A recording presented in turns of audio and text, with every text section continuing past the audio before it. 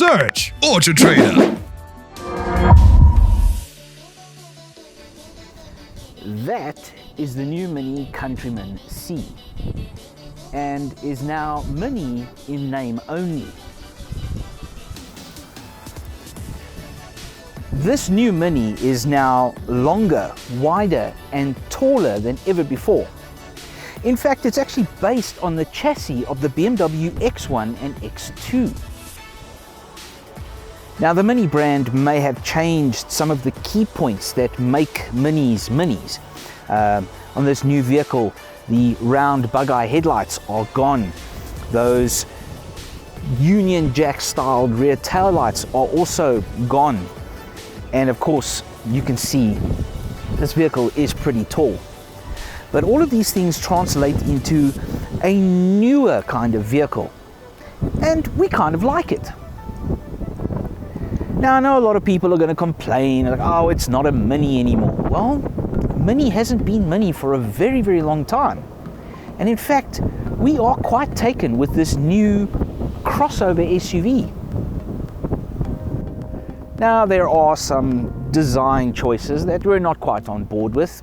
We can't really get on board with this very thick roofline, this rear quarter glass thing over here. It's a bit weird. But that's kind of what makes this Mini so special, is its weirdness. And you'll see what I mean once we get inside.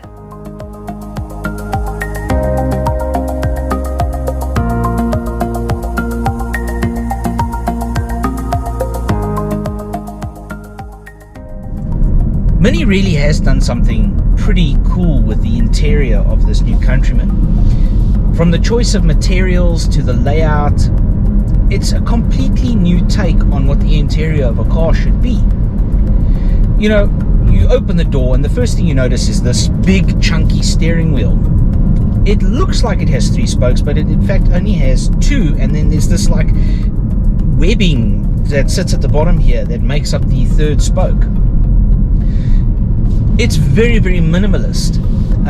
Minimal switchgear. There's maybe 3 or 4 switches on the steering wheel itself. Down here on the dash, there is literally 4 buttons. There's the on-off for the infotainment, the experiences button, the engine on-off, and then the drive mode selector.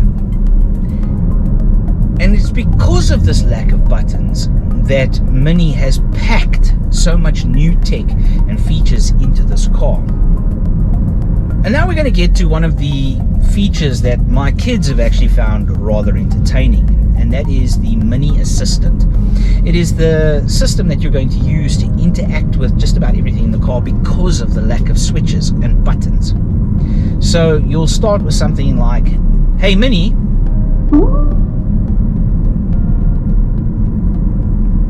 good morning.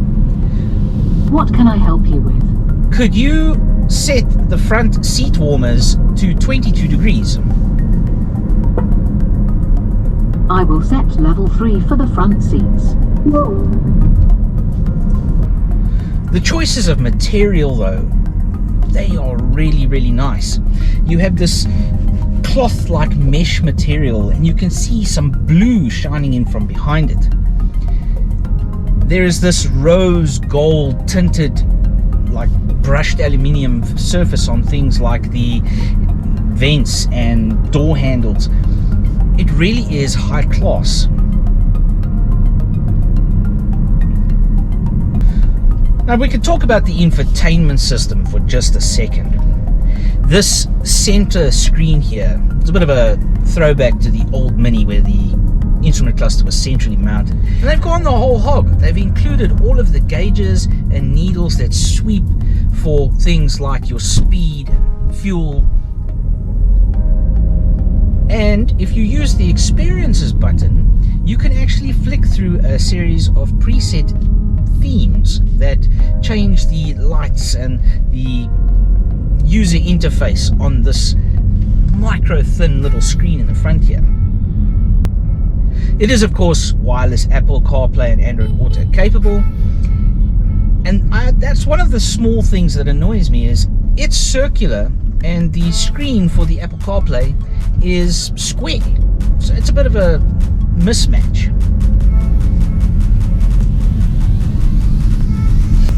Now this may be the base model C Countryman, but it still has a Harman Kardon sound system, which when played through this infotainment system really is cracking.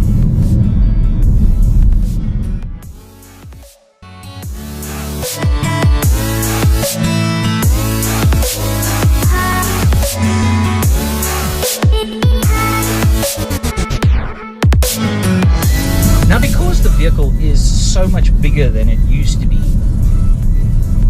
there is an astounding amount of space inside this car. There is so much headroom, shoulder room for days, leg room for everybody. And that translates into the rear compartment as well, because you get 440 liters of boot space with the floor in its lowest position, 505 with the floor slightly raised, and 1,530 liters if you drop the rear seats. You really can transport quite a lot of things and people.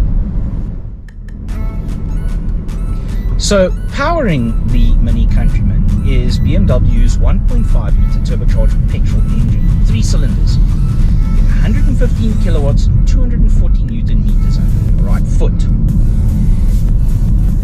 It has a 54 litre fuel tank, so you're going to go quite far without having to fill up, because BMW claims that this vehicle will return 6.7 liters per 100 kilometers, and they are pretty much spot on, because we're hovering at about 6.6. Now, despite the size change, the Mini has not lost one of the hallmarks of its mininess, and that is the dynamic handling. Mini has managed to translate the steering input and throttle inputs on this new vehicle, and it maintains that feeling of Mini, that handling on rails and that cornering agility. It really is fantastic. And then you get this lovely little 3-cylinder burble from the engine. A fantastic little drive. So how much are you going to pay for this new Countryman C? Well, this model that we have right here, 758,820 Rand. With that, you get BMW's 2-year unlimited kilometer warranty and a 5-year 100,000 kilometer maintenance plan. On the whole, the Mini Countryman C is a great vehicle. It's a fantastic drive, and I'm sure we can all agree that bigger is now better.